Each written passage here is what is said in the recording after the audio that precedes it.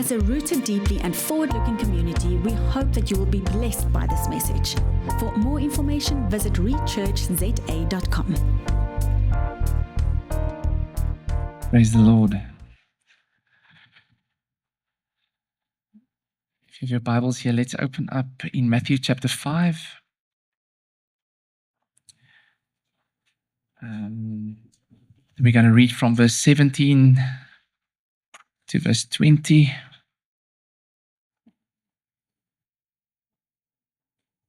Thank you, Lord.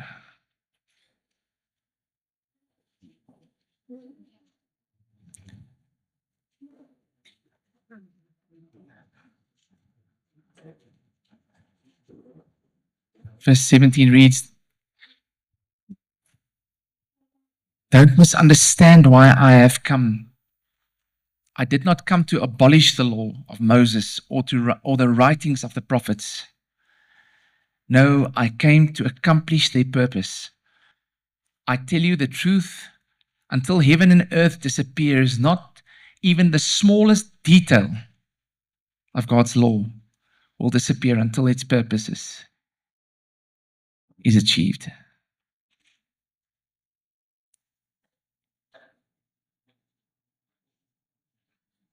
So if you ignore the least commandment and teach others to do the same, you will be called the least in the kingdom of heaven. But anyone who obeys God's laws and teaches them will be called great in the kingdom of heaven. But I warn you, unless your righteousness is better than the righteousness of the teachers or the Pharisees, of the religious law and the Pharisees, you will never enter the kingdom of heaven. Just up to them. So it's interesting how Jesus talks about laws and he talks about commandments. And I think for this morning, maybe just to pick up from last week, Jesus invites us to be salt and light. And we spoke about the threefold nature of salt and light. And then directly after it, he goes into the law. And I think a lot of people misunderstood him here, because in him, he embodied the law. He embodied the prophets. He was the law that came. He was the prophet, the ultimate prophet. And I think in a lot of circles, you will hear people say, this is Old Testament, this is New Testament, this is Old Covenant, this is New Covenant. I want to say to you this morning as the Church of Jesus that this is one Lord and this is one book. Yeah. Three values we hold here is there's one book, but there's only one book, the Bible. We have no creed but Christ. We have no program but presence. And I thank God for the beautiful flow this morning of His presence. So here Jesus comes and he straightens it out. He says, listen here,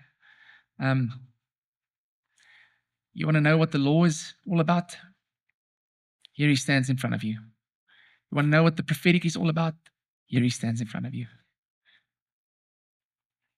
Embodied in a person. So I think for us to say, yes, this doesn't matter, or I know there's an old way of thinking, and that Jesus came to fulfill the new covenant, that we live in the new covenant. We do not live in the old covenant anymore. But there's beautiful pictures in the old, hidden in the old, that's revealed in the new. So they are so mingled together. And I always at the foundations tell people, the Old Testament saints looked at the cross, towards the cross. And we as the New Testament saints, we also look at the cross. Like both of us look at the same thing. We both look at the cross. Both the Old Testament saints had to put their faith in the Lordship of Jesus to come into the kingdom. Nothing has changed. The New Testament saints, what's the requirement for somebody to come into the kingdom? Believe in the Lord Jesus Christ. And that's what Jesus was saying here.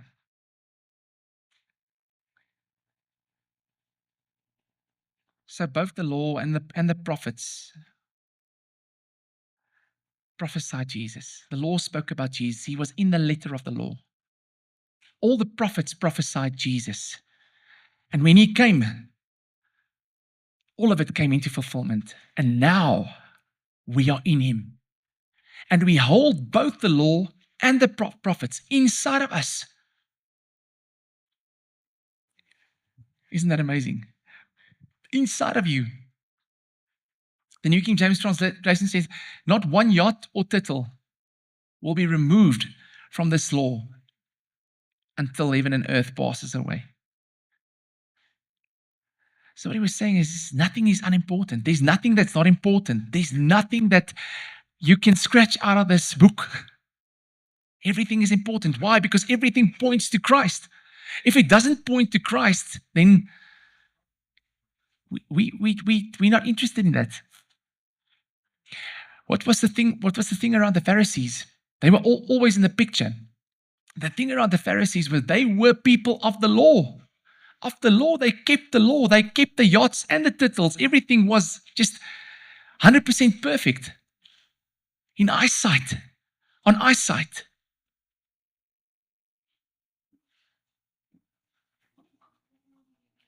So what was Jesus saying here?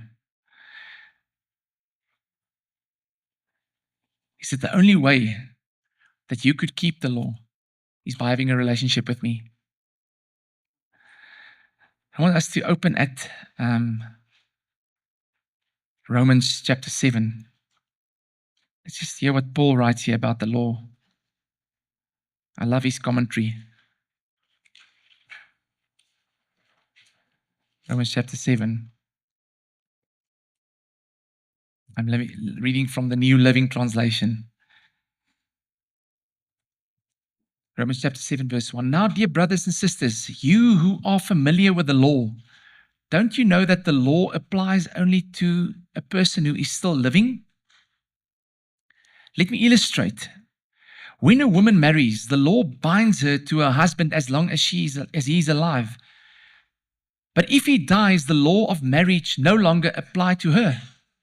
So, while her husband is alive, she would be committing adultery if she married another man. But if her husband dies, she is free from the law and does not commit adultery when she remarries.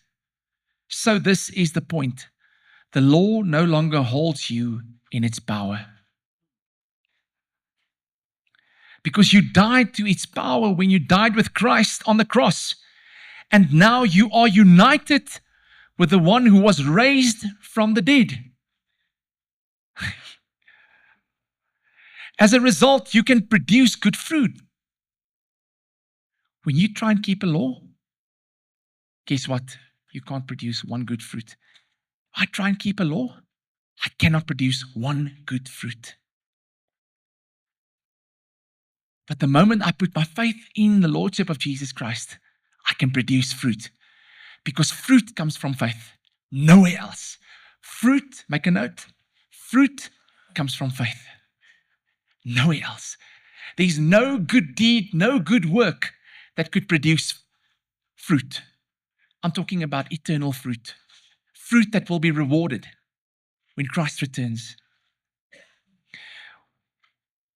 Verse 5, when we were controlled by our old nature, sinful desires were at work within us, and the law aroused these evil desires that produced sinful deeds. So can you see that the law aroused, the law just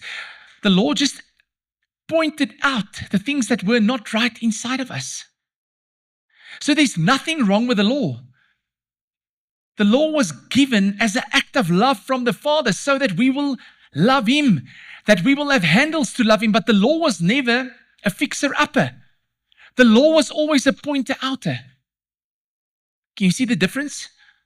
The law was never a fixer-upper. And even today, as the people of God,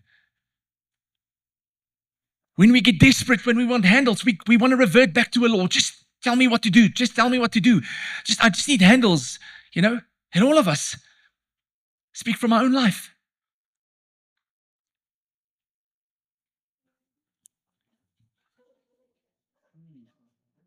Just give me the recipe. And we've come to a place where we have stopped engaging with the Spirit of God for answers and solutions. We've stopped waiting on the Spirit of God to work in us and through us. And I hear the Lord calling us back. Say, put the laws down.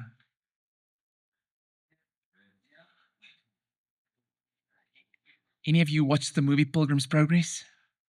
Have you ever seen that mountain where he came and then illegality, all the stones fell on him and it was just this heavy weight of these rocks coming down on him? That's what law does. Law puts a weight on you that shouldn't be on you. Christ didn't do that.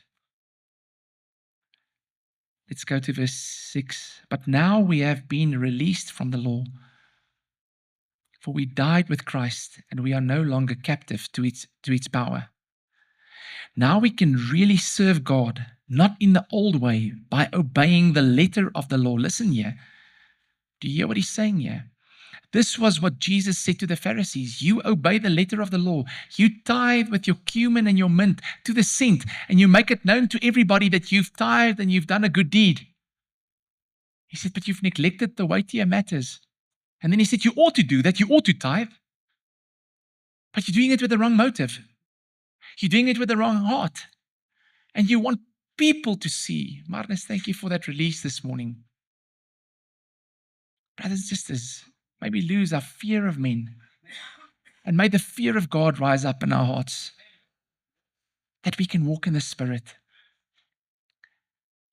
Now we can really serve God, not in the old way of obeying the letter of the law, but in the new way by the Spirit.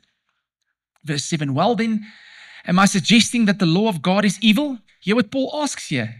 Of course not. The law is not evil. The law is good. It's amazing. It's a gift. It's the gift from God to humanity. The law is not sinful, but it was the law that showed me my sin. I would never have known that coveting is wrong if the law had not said, do not covet. But sin took advantage of the law and aroused all kinds of forbidden desires within me.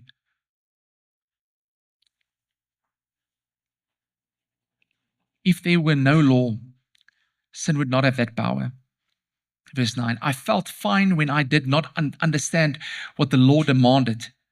But when I learned the truth, I realized I had broken the law and was a sinner, doomed to die.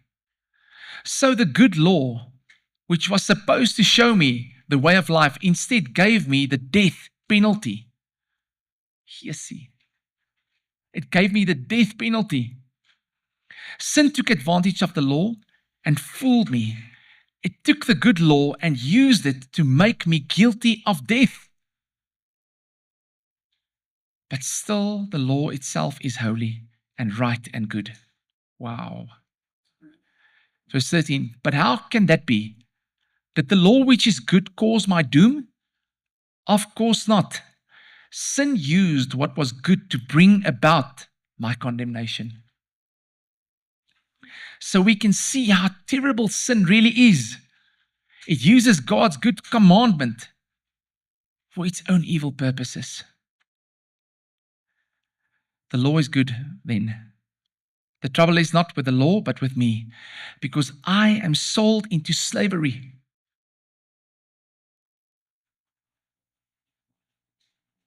With a sin as my master.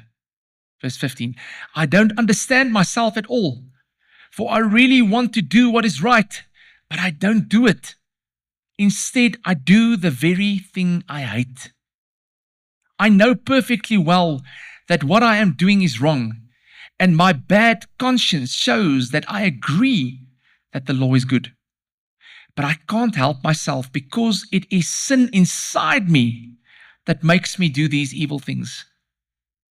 I know I am rotten through and through, so far as my old sinful nature is concerned. No matter which way I turn, I can't make myself do right. I want to, but I can't. When I want to do good, I don't. And when I try not to do wrong, I do it anyway. Can you hear this tension? Do you understand why the law is so important? So important to bring us to a place that we come to frustration in a certain sense of, I can't do it. I can't make it up for myself. It seems to be a fact of life that when I want to do what is right, I inevitably do what is wrong. I love God's law with all my heart, but there is another law at work within me that is at war with my mind. This law wins the fight and makes me a slave to the sin that is still within me. Now listen where Paul arrives here. If you've never arrived in your life, good luck. You will soon arrive here. Good luck. If you write all the time, good luck. 24. Oh, what a miserable person I am. Who will free me from this life that is dominated by sin?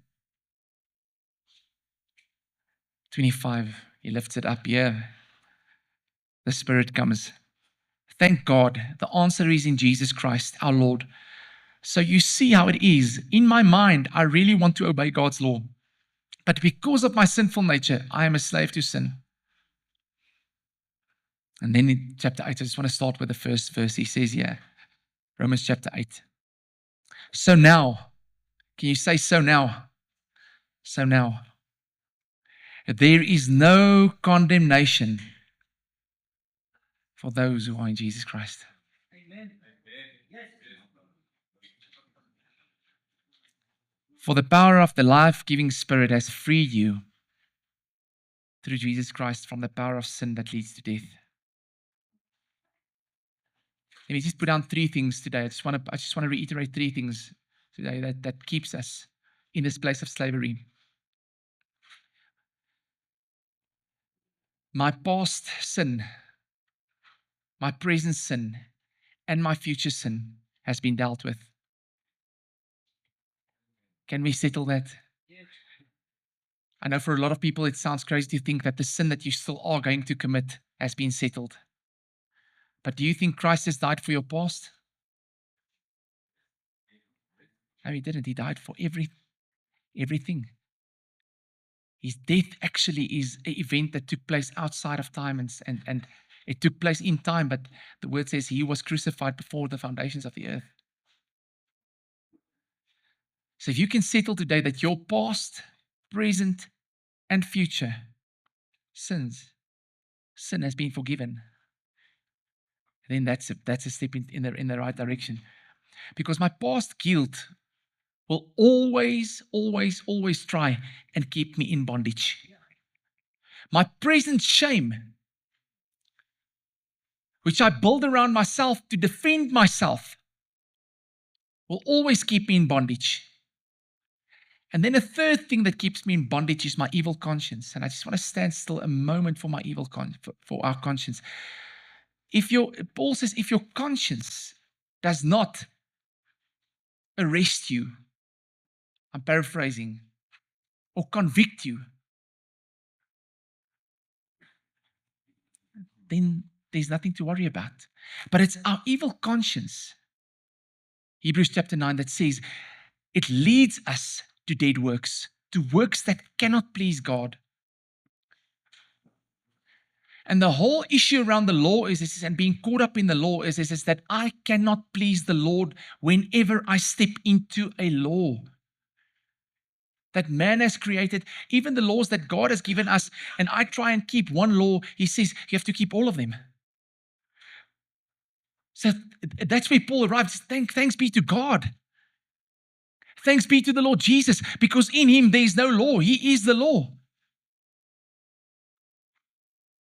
And I do not have to worry to do this or to perform or to make sure that, I've got everything in order and sorted out. No. I can simply come and stand and rest in Christ. If we look at the Old Testament victories, all the big Old Testament victories took place when those Old Testament saints decided we are going to stand and abide in Christ.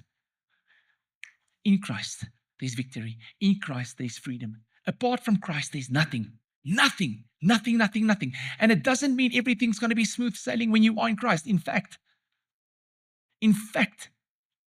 you will be tested.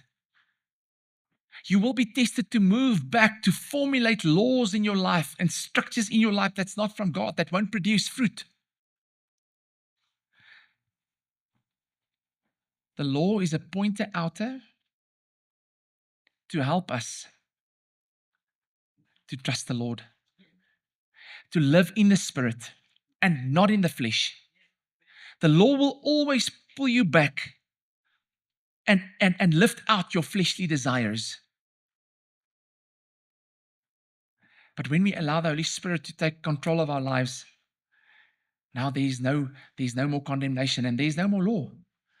Paul writes to the church in Corinth, he says, all things are lawful unto me, but not all things. All things are what? Lawful. Lawful unto me, but not all things are beneficial. What is he saying?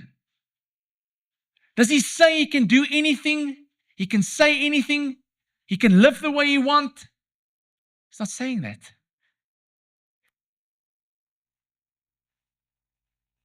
I've said, can you hear that he's free?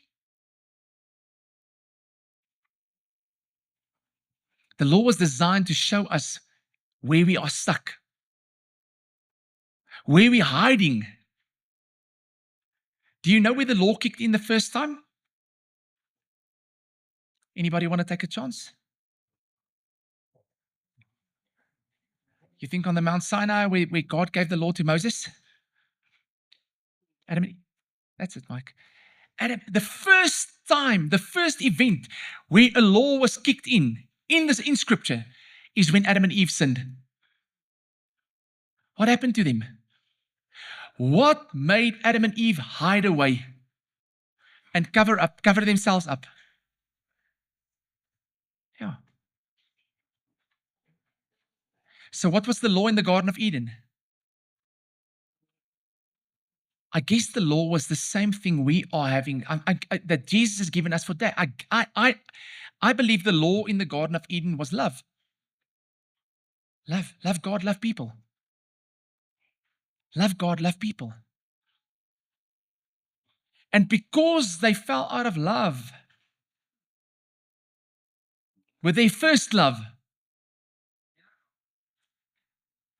because there was no law, there was no commandment, another set of rules kicked in. Do you know what we have?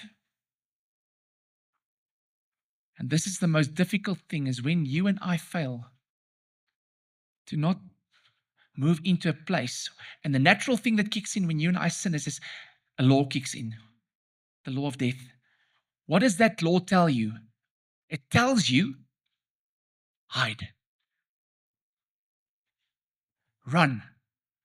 Cover up. Lie.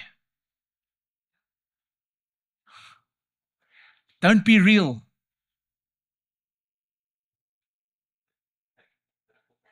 That's what that law does. Now what we have is we have Christ. Pre-cross, it was difficult because they couldn't stay in the garden. You are the garden. Do you know that your body is the place where the Lord decided to live in?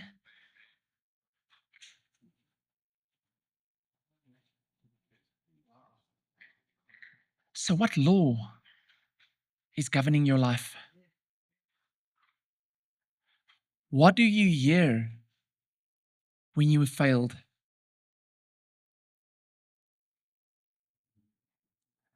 And I just want to practically help you this morning. Romans 6 says, shall we continue to sin that grace may abound? Shall we continue to sin that grace may abound? Must we test God? Put him to the test. There's one place where you can put God to the test. I don't not even go there. And that's with your tithes and your offerings. But myself, I do not. If people tell me, do you want to sit? I'm happy on my knees. I said, Lord, I'm happy on my knees. I don't even want to test God there. Paul writes in Romans 6, he says, shall we continue to sin that grace may abound? Surely not. Surely not. Because people think, and brothers and sisters, hear me out this morning, if we have the thinking that we can do what we want because grace will abound, we've got the wrong thinking. We are what we are by the grace of God. You're either in grace or you're not in grace. Because you are in the grace of God, you are protected. Because you are in the grace of God, there's provision. Because you are in the grace of God, there's promise. You are in promise. But what we have done, and we've generalized the word, so the issue is we dilute the law or we over exaggerate the law. That's the problem with the law. The Pharisees over-exaggerated the law. The Sadducees, they underestimated the law. Everything goes. Can you see what liberalism does? Can you see what conservatism does? And both of them are found in the church. And Jesus warned against them. He said, beware of the leaven of liberalism. Hear it. Everything goes. You can interpret scripture the way you want. You don't need to have principles and foundations that you can just, everything goes. That's liberalism. Conservatism is this is the only way.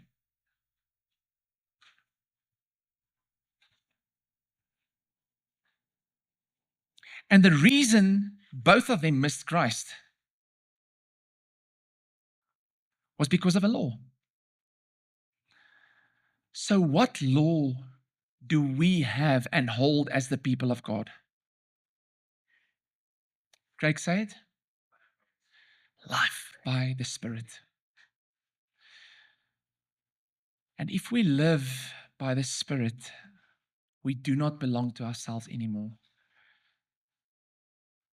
Our lives belong to the Spirit of the living God. I cannot do what I want. I cannot say what I want. I should be controlled by the Spirit of God. And listen, the tension in Romans 7 that Paul wrestles with. Because we live in a body that's fleshly, because we feel, we have emotions, we get hurt, we're pained. We struggle with this thing. Yes, I don't want to do this, but yeah, I struggle with this tension, now I do it. Oh, I don't want to do it, now I do it. I want to do it, now I don't do it. Is it real to anybody? Or am I the only one here? Amen. So what's the solution? The solution is, come Holy Spirit. Come Holy Spirit. Let's go to Galatians chapter 5, and I'm ending off here.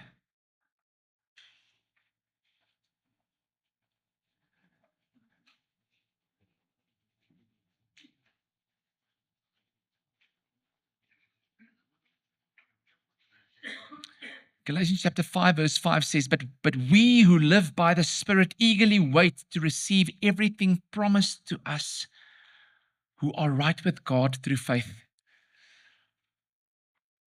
Are you right with God by what you do? By your performance? Or by faith? By faith. It means everybody sitting in this room qualifies. If you would put your faith and your trust in the Lordship of Jesus Christ. But we who live by faith, by the Spirit, eagerly wait to receive everything promised to us who are right with God through faith. Verse 6, for when we place our faith in Christ Jesus, it makes no difference to God whether we are circumcised or not circumcised. You see, there's no more division. Everybody that believes qualifies. It doesn't matter what you look like, what you smell like. What is important is faith expressing itself in love. Faith expressing itself in love. You were getting along so well. Who has interfered with you and hold you back from following the truth? Another translation says, who has bewitched you, O Galatians? Foolish Galatians, who has bewitched you? You started so well. Started by faith. Who has bewitched you?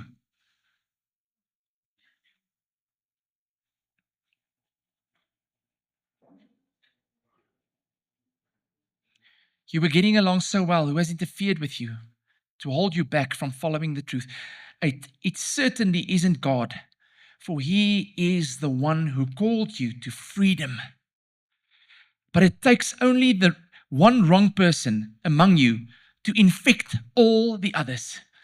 It only takes one wrong person amongst you to infect all the others.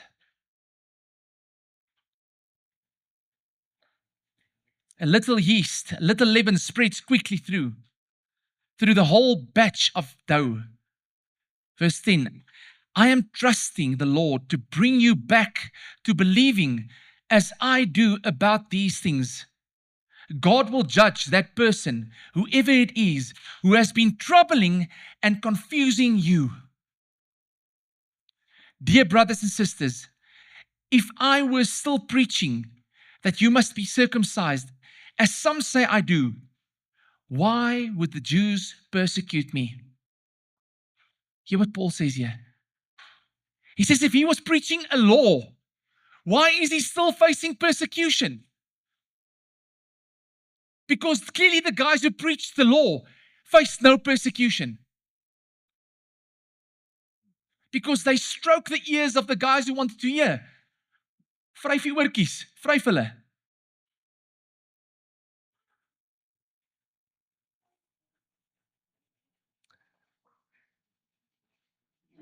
Dear brothers and sisters, if I was still preaching that you must be circumcised or preaching that law, as some say I do, why would the Jews persecute me? The fact that I am still being persecuted proves that I am still preaching salvation through the cross of Jesus Christ alone. Verse 12, I only wish that those troublemakers who want to multiply, who want to mutilate you by circumcision, would mutilate themselves. For you have been called to live in freedom.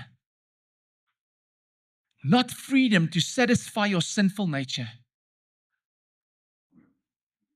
but freedom to serve one another in love.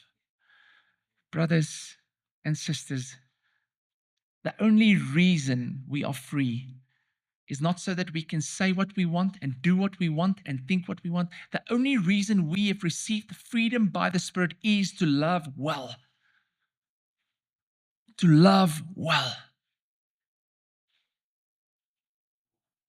How do you know a people are from God? If people look in, how do they know that we are from God?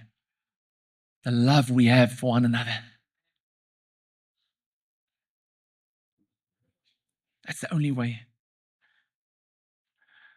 I'm ending off verse 14. For the whole law can be summed up in this one command: love your neighbor as yourself.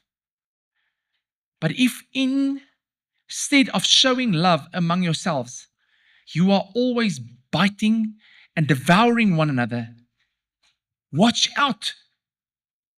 Watch out. Beware of destroying one another. Brothers and sisters,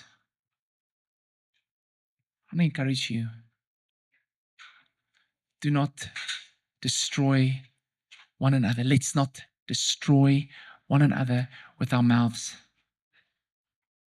Be careful what you speak. Be careful what you speak. Be careful what comes out of your mouth.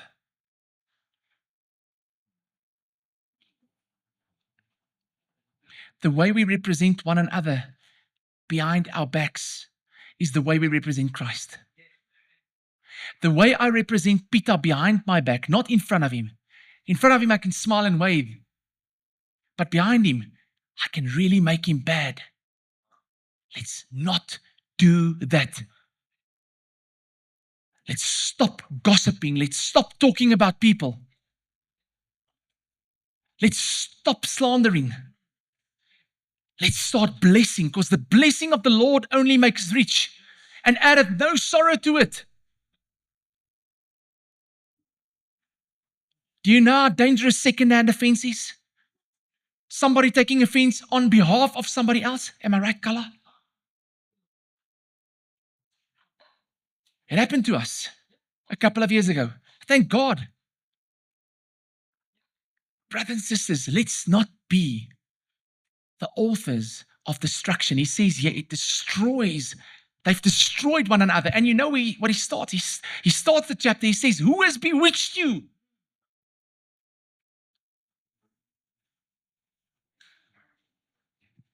My encouragement to you is this: the first place you see the Spirit of God in the life of a person. What do we say about one another behind one another's backs? What are we doing?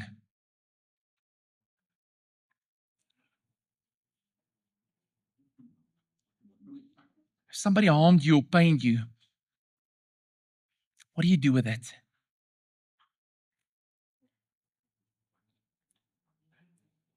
I trust that the Lord will give us the guts to take it head on, to confront one another and say, my brother, my sister, please,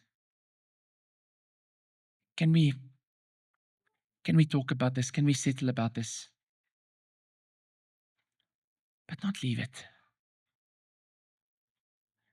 Matthew chapter 18, Jesus gives instruction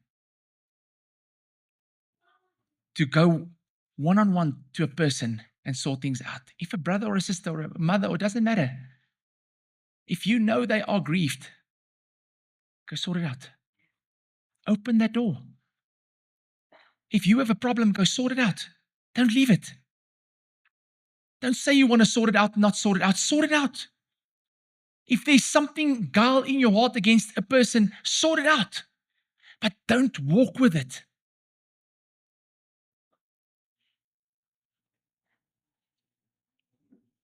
We will be healthy. We'll be in good health.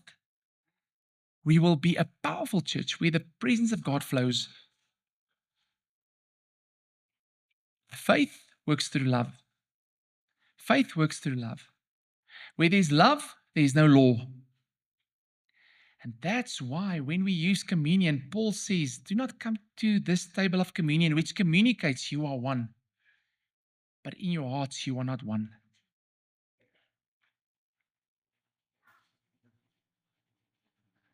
When you come to this table, be at peace with one another. And be at peace with God. Why? So that you will be children of your Father. And here's the thing. Here's one of my, most probably the biggest desire that I have for us as a church collective. And it's most probably the biggest fight that I also have in the Spirit. Is this where there's unity, there's presence. I desire, Carol, you had that image of the new wine, which is the presence, the Holy Spirit of God, that jar that came down on this church community, and that the people were swimming in the wine, the new wine of God, indulging in the wine of God. That's what we should do. That could only happen if we are willing and able to be truthful and to be loving and to be patient. All right. Bless you. Bless you.